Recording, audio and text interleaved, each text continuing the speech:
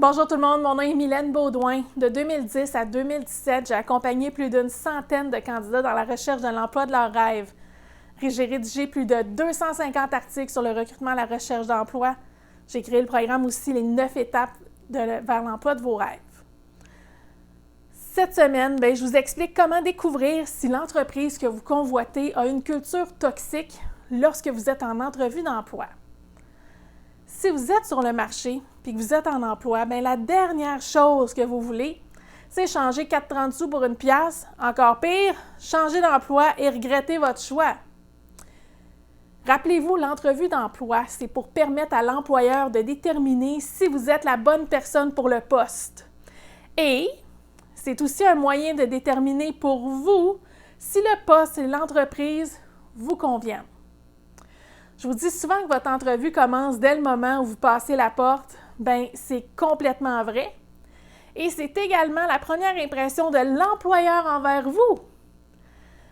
Est-ce que la réceptionniste était gentille? Avez-vous eu droit à un accueil chaleureux?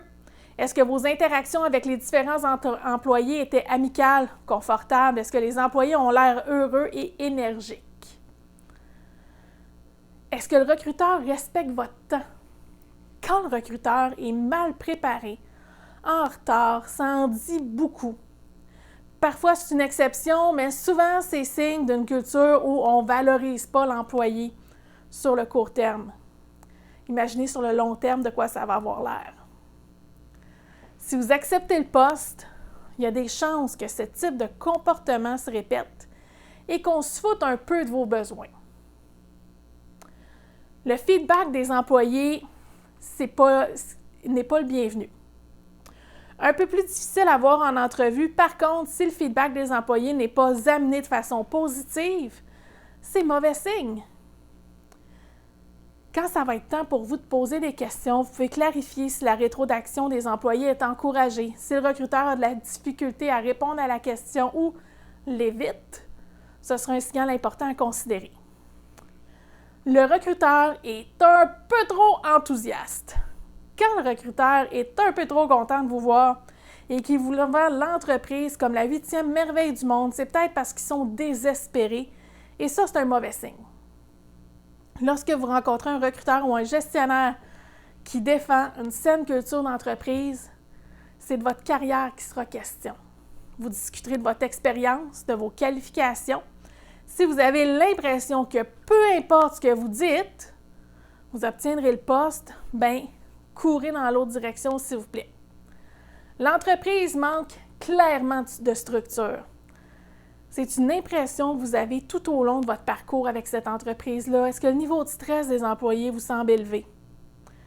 Par exemple, si tous les employés sont dans un cubicule, stressés, vous n'entendez aucune activité, vous entendez une mouche voler, vous pouvez facilement demander si c'est toujours aussi calme ici. Un emploi, c'est beaucoup plus qu'un titre ou qu'un salaire. Si ce que vous recherchez, c'est le bonheur au travail et un environnement qui est stimulant, un environnement de travail toxique peut être un grand obstacle à votre progression et même vous rendre malade. Faites vos devoirs, soyez attentifs, posez des questions et surtout fiez-vous à votre intuition. Poursuivre votre recherche d'emploi quelques semaines ne sera jamais aussi pire que de vous retrouver dans un environnement malsain qui vous rendra malade. La semaine prochaine, je vous parle des excuses des wannabe entrepreneurs. Si vous avez aimé la vidéo, vous pouvez cliquer sur le pouce en haut juste en bas, vous abonner à ma chaîne YouTube pour voir mon contenu avant tout le monde. Vous pouvez également obtenir votre modèle de CV gratuit. De cette façon, vous aurez tout ce dont vous avez besoin pour accélérer votre recherche d'emploi. Je vous remercie beaucoup de m'avoir écouté. À bientôt!